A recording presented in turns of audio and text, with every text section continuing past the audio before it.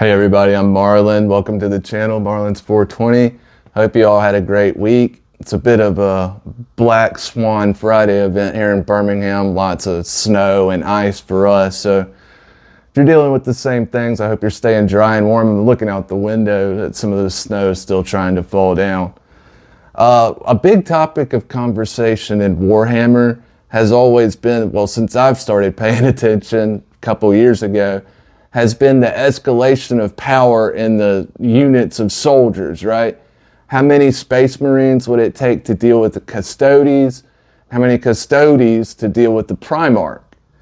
And we actually do have two very solid examples of a squad of Space Marines being locked in a room with the Primarch and them fighting to the death.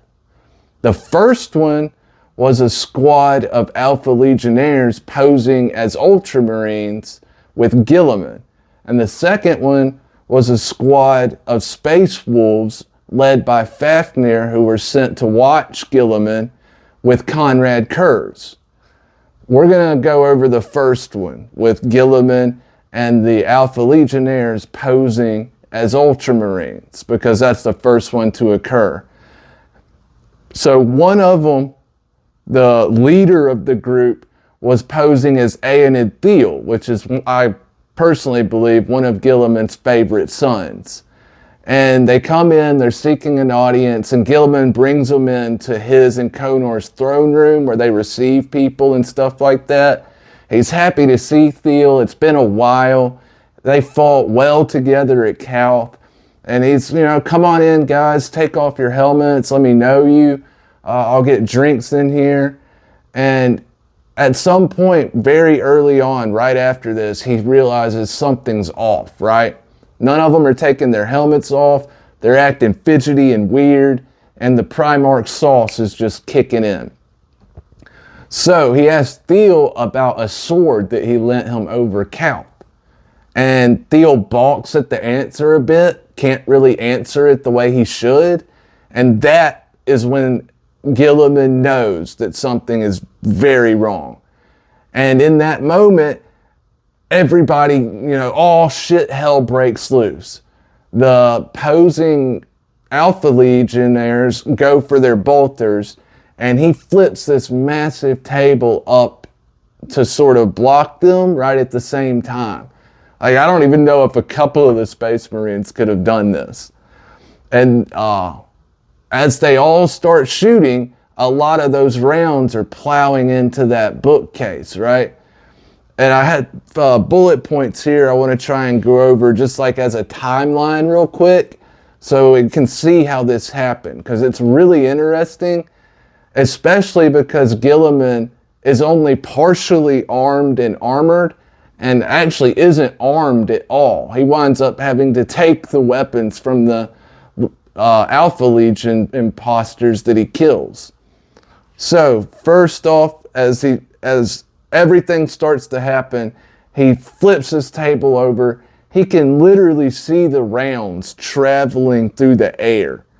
And before this, there was a time where him and Fafnir were talking. And Guilliman asked Fafnir, do you really think that there's anything y'all could do if I did want to turn traitor? And Fafnir said, y'all, as they say, 10 of us locked in a room with you may not come out so well for you. And Guilliman said, no, it'd be 10 of you locked in a room with me. Meaning Guilliman fully expected that he would be able to handle that situation. Well, it's not Space Wolves, it's Alpha Legionnaires. But here it is, it's come. So Guilliman can literally see all the bullets flying. You get a real good look at how genetically enhanced the Primarchs actually are and how much further above just normal humans they would be. Even as they're all firing, he kills the first three almost instantly. He uses one as a shield while taking his gladius. He uses the gladius to take the arm of another while all the Alpha Legionnaires are killing their brother he's using as a shield. He cuts the second one's arm off and takes his power sword from him as he caves in his chest on the ground. And then he takes that power sword and lops off the top of the next one's head. Like the book said, it was so clean you could use like a bowl. It's kind of gross. So he doesn't come out of that exchange though just all nifty, no harm done. He takes 3 pretty bad hits right off the top.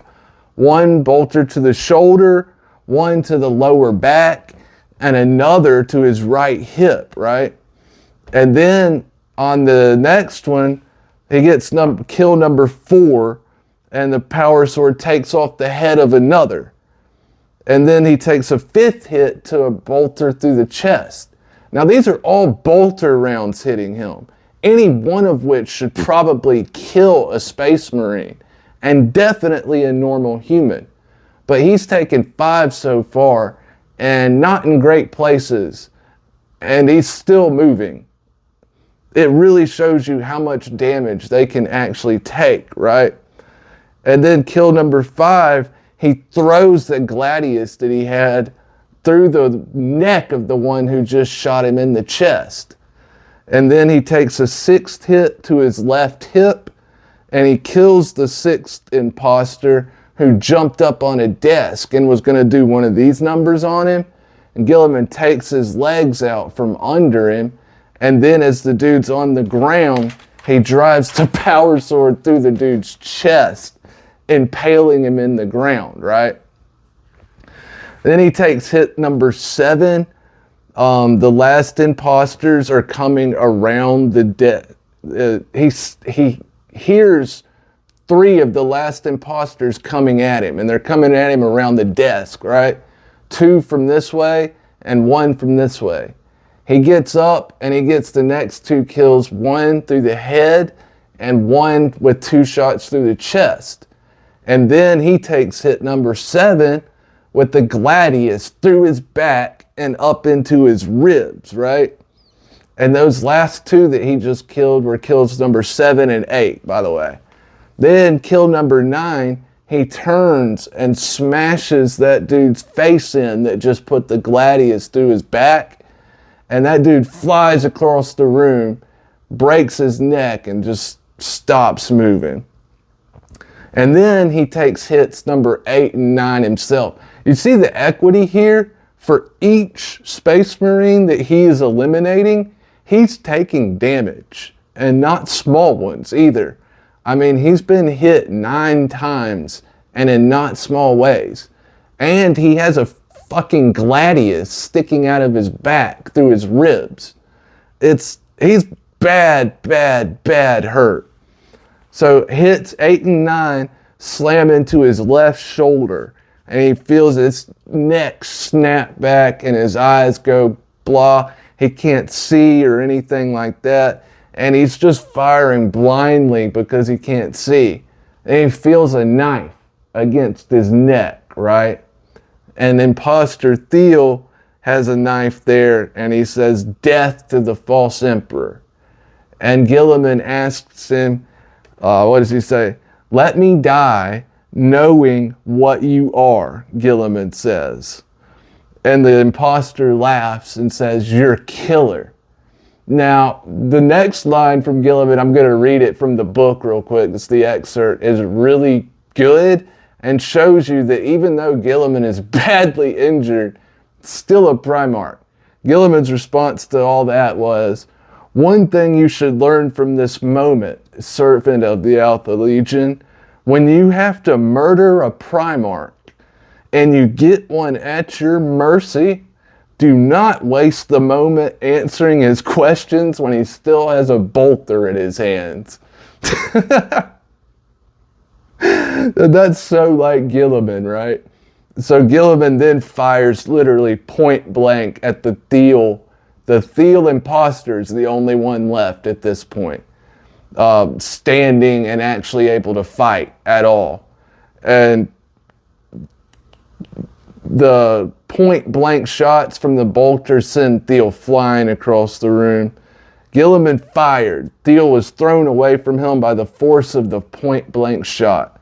The assassin's blade left a deep scratch across Guilliman's throat. He rose to his feet, unsteady. His clouded vision began to return, and he saw the last assassin, the one whose hand he chopped off at the very beginning, crawling across the chamber floor. Guilliman just says, "Enough," and puts a bolt round through his head, and then absolutely collapses.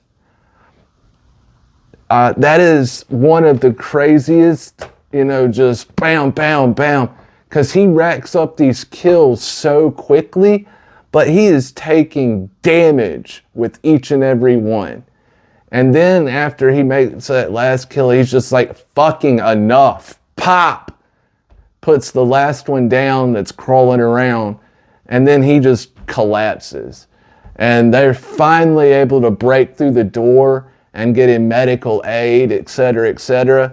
But he was in very bad shape, and I don't know if he would have lived without medical aid. The primarch's bodies are able to go into a coma type thing, just like the Space Marines, and heal themselves. And I don't think he had any really vital organ damage or anything like that, but he lost a lot of blood and he was badly injured. So I think he probably would have lived even without, intense medical care, but it'd have been a close thing.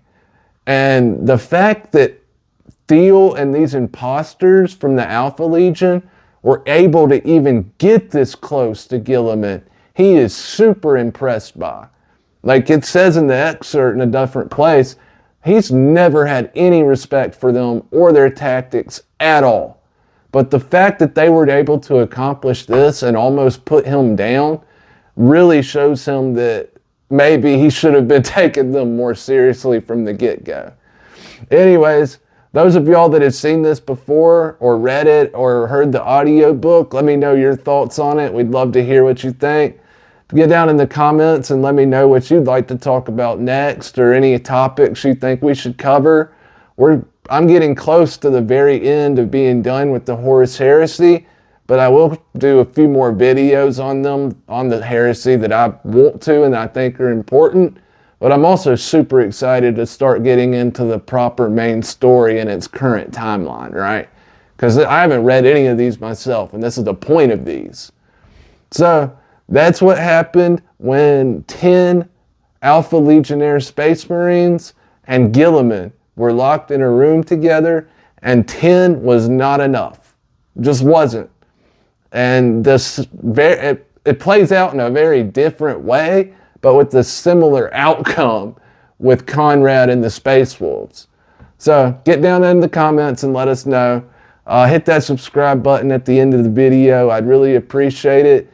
And from now on, I think it's going to be Monday, Wednesday, and Fridays. We'll be doing Warhammer videos. And then probably Tuesday and Thursdays or Tuesday and Saturdays, some type of marijuana type issues. And I've also got the Chronic Pain Warriors United channel. If any of you are interested, check it out. I'm Marlon. I really appreciate all y'all. You're the best. Thank you. Cheers and be well.